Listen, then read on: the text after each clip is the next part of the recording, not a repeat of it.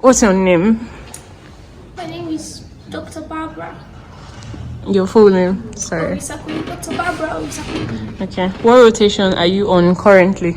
Surgery, cardiothoracic surgery precisely. Okay. Where did you do med school? Gregory University, Uturu. Did you take any gap year? Like, how long did you stay at home before med school? At home? Yeah, after secondary school. Oh, like 2 years actually. Was there any reason or by choice? Yeah. After my work, I actually didn't pass physics, so I had to like write the next year. Yeah. How did you get into med school? Was it O-level, direct entry, pre-degree? O-level, right? Okay. That's why right? Yes. Okay. What specialty did you think you would get into on the first day of medical school? The first day of medical school, I really didn't have anything in mind. But when I was like way younger, I wanted to be a cardiologist. But when I actually got into medical school, I was like, no way, I'm actually not doing that. So I was just open-minded. Okay. Yeah. So what specialty are you likely to get into now? Now, I don't enjoy clinical medicine. It's quite stressful. So I'm thinking more public health, community medicine. Public health, okay. Yeah. Okay. Any chance radiology, or is it still under clinical medicine for you? Radiology, no, it's kind of boring, don't you think so? Really? Mm-hmm. No patients to see, or? Yeah, just looking at films and weird images. Okay. Are there any specialties you think are not for you? A lot of them. I mean, basically, I don't think any specialty in surgery is for me. Neurology, stuff like that. Describe your med school journey in 3 words.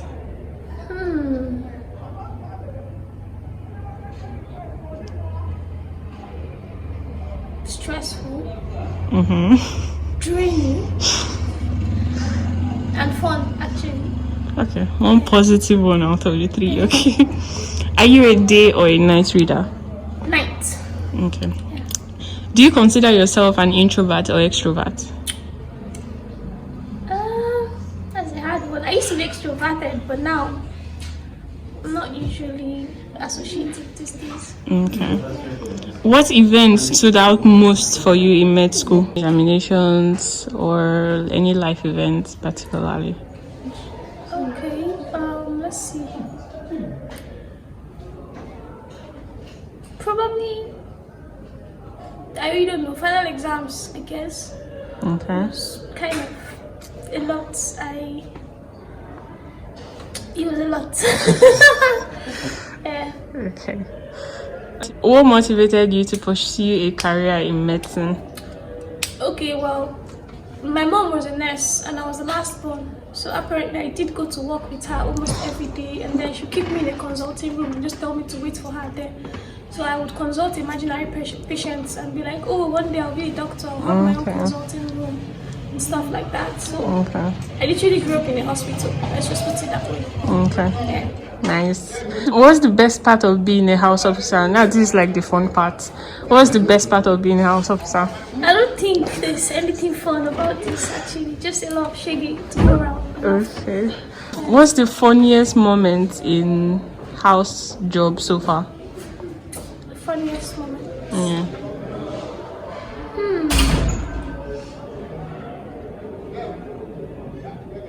I really can't say. I really can't say actually.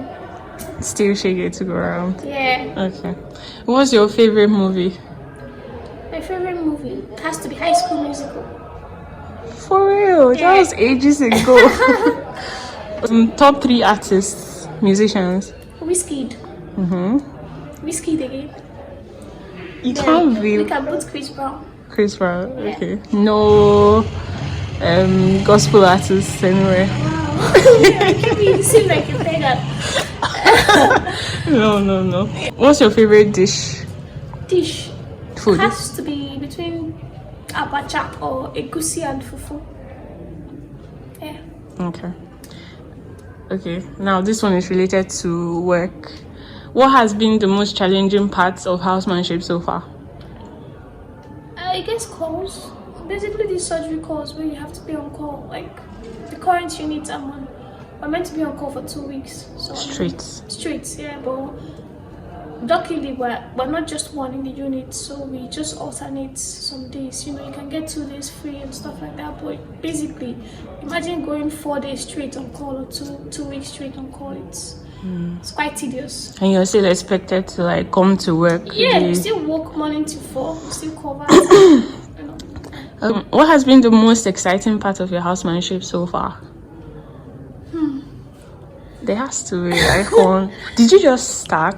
No, my last posting, I just have like 2 more months of play, roughly.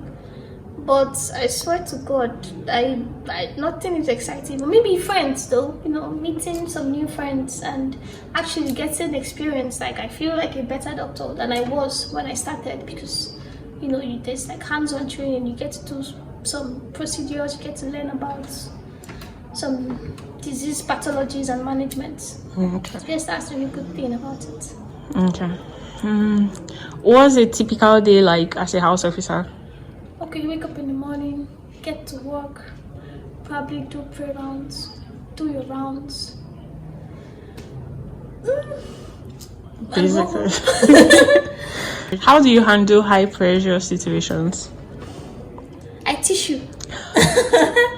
I actually have, you know, a degree in tissuing. I don't tell anybody. I just disappear. You don't see me. Some people don't know what tissue is. Oh, that's escaping, like just disappearing from the job. You know, when it gets too difficult, I just go. What skills do you think are essential as house officers? Knowing how to set the line, I guess. That's cannulation, IV cannulation. Basic things like urethral catheterization, passing of like an NG tube. Let's see, the normal, what's it called? Normal bedside testings like RBG, blood pressure. What else? Urinalysis. Yeah, these are like just basic things that you get to do day in, day out. So yes. You're not required to learn suturing or something like that. It's something you're meant to learn during internship. It's not like you learn suturing in medical school. Do you get? But like as a house officer, you're meant to know these basic things. So along the line, you can also pick up some new skills. Okay. What's the most common mistake interns make? I don't know. I mean, it's like objective, right? Like it's depending on you. But personally, what common mistake do I make? I think sometimes I forget to wear my gloves. Your gloves? Yeah. Not touching my patients. How many hours do you work on average every day? On average, on a very good day, 7 hours. 7. It could be more, but on average, yeah. Okay. When do you wake up? Let's just say 7. On your work day? Yes, on your work day. Okay. When do you leave the hospital? Well, it depends. Like yesterday, which was Sunday, I left the hospital by 5 p.m. Wow. But like today, I'm done with my rounds, but I'm on call. But like, if I was meant to go home, I'll be home by now. How many hours of sleep do you typically have? Well, still subjective. Depending on when you go to bed for at least 8 hours. Okay. Is accommodation provided for you at this hospital? I don't stay inside the hospital, but the hospital management actually provided an accommodation, race courts for us. Because when I came, the hospital accommodations were already filled, like there were no spaces. So they got an off-hospital accommodation, which we had to pay for, obviously. Okay, it wasn't free. No, even the hospital accommodation is not free, just that the rent is way cheaper, like subsidized. Okay. What should guide the new doctors in choosing a place for housemanship? First, I think you should actually look for a place where you don't have to give IV medications, because it's stressful. Like now, imagine I'm not on call, but I have patients that have IV medications. I have to come back by 6 p.m. and administer them. IV medications, but in a center where the nurses give the medications, you don't have to worry about that. And that thing is accommodation.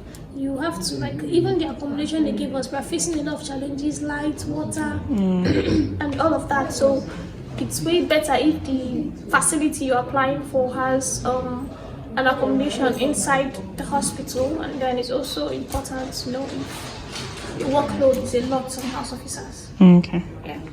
Now, this part's about wellness and self-care. How do you manage stress and burnout? I eat a lot. And I sleep a lot. It doesn't show. Yeah. Or it's not showing. I know. Okay. What self-care practices do you prioritize? I take walks in the evenings. Yeah. When I really feel stressed out, I just take a walk in the evening with like loud music, headphones, and just walk around. I feel way better. Like helps clear my mind. Okay. Yeah. How do you maintain relationships outside of work? I actually don't maintain any relationship. I'm very bad at that. So yeah, it's just me, work, and family. Okay. Yeah. How do you relate to your family? Like, do you have a particular time in the week you call them? I haven't seen my family. Oh, how do I? Really? My mom calls me like almost every day. She wakes me up from sleep almost every day. Okay, So, that's lovely. yeah. Okay. What advice would you give to medical students? Don't kill yourself.